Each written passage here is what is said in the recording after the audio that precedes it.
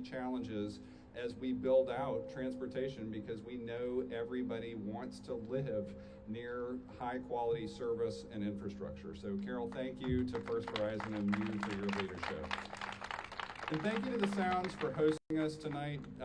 This conversation will now be one of the most important in the city. We are here to kick off the public part of the How Nashville Moves campaign. And this is such an exciting moment for me as a Nashvillian, as a former regular bike commuter, as a former regular transit user.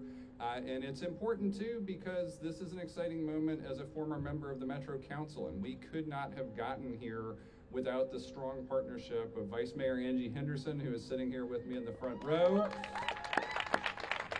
a key member of our technical advisory committee. I know several council members are here. Will you all mind raising your hands if you're here as a Metro Council member? Look, there's several of them. We worked early and often to include the perspective of council members to make sure we were delivering impact countywide from this program that we're proposing. What you can see on this custom bus behind me, and you'll see throughout the summer and fall as the campaign unfolds, is our program of Choose How You Move. We've developed this around 4 principles of sidewalks, signals, service, and safety. Representing District 19, living just up the road for the past 17 years, serving for 7 years on the Nashville MTA Board of Directors, being a former president of Walk Bike Nashville, I've gotten to see just about every part of the city from the perspective of being a pedestrian, being a cyclist, being a transit user, and yes, being a motorist for most of my life. And it is so important now in 2024 to be able to make a choice together as a city to paint a picture of our next 25 years in a way that lets more of our communities have access to more of the city, to let more people in this city have the same pathway to financial empowerment that I had. The only reason that I could become a homeowner 17 years ago in Salem Town was because I could choose to use the bike that I had, to put it on every bus in the WeGo fleet several years ago, and the money I saved over a period of just a few years not having a car, not paying for fuel, owning, insurance, maintenance, all of those things led up to me having a down payment on my house. Even today, in our relatively limited for a top 25 American city, if you live within a walking distance of a transit route, you're saving more than $200 a year on average than your neighbors who live just a little further away. This is a big deal to offer people empowerment, to offer people affordability, to offer people access to the city that they don't currently have.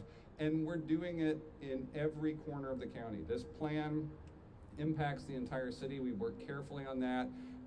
It should have something for everyone, no matter how you're choosing to move. If you think you may never be on a bus, if you think you will never ride a bike, even if you don't like to walk, everybody is going to benefit from the bigger number of green lights we're all going to have when this is successful.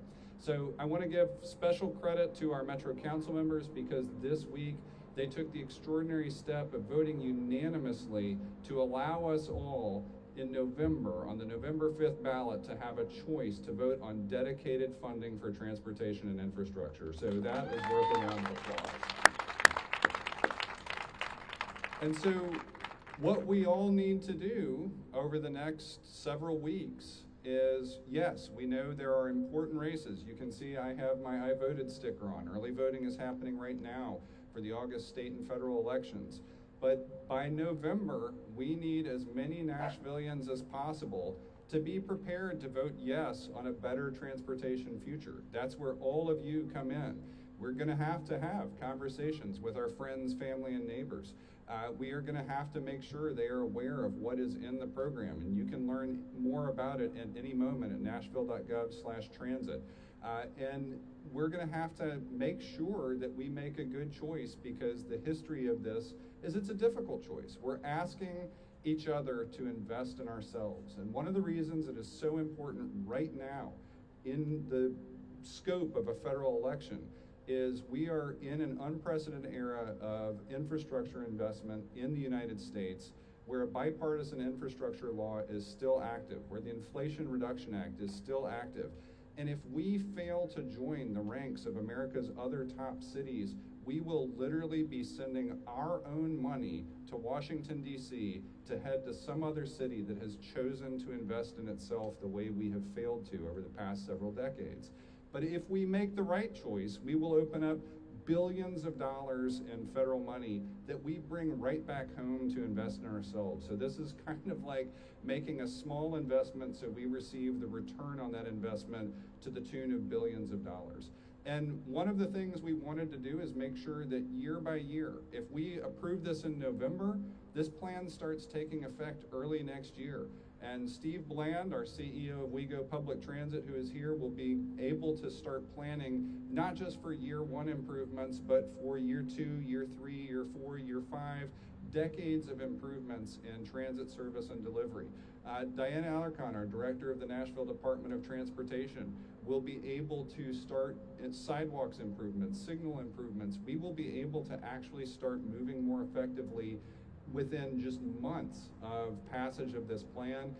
We've got a year-by-year program of updates that we can deliver, and that's the best part about this. It's been independently audited. This isn't just a, hey, we're asking you for some some money, just a tax and spend thing. We are telling you exactly how we are going to spend that money, exactly how it's going to come into your community, exactly how it's going to make your life better. And this has been such an important effort of cross-government collaboration. Our team in the mayor's office has had some incredibly talented staff join us to work on this. We have worked with WeGo, we have worked with the Nashville Department of Transportation, we've worked with Metro Planning, we've had parks engaged because we want to activate our Greenways network.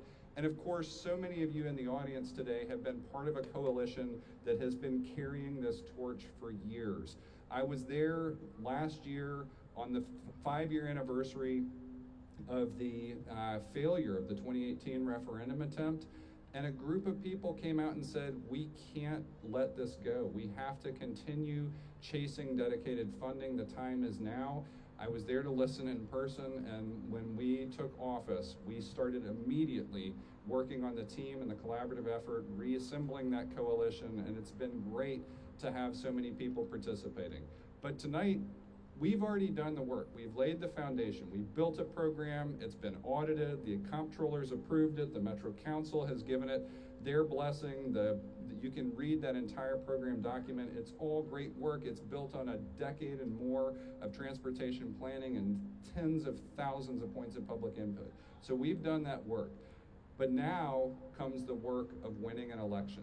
And that is why the most exciting thing is to build the campaign around it. We think we've got the right ideas, the right program. We think Nashville is ready for this, but we have to help make sure that everybody who goes to vote on November 5th knows this is on the ballot, knows how important it is, and that is why I am very excited to turn this program over to Jeff Morris with the How Nashville Moves campaign. Please help me welcome Jeff.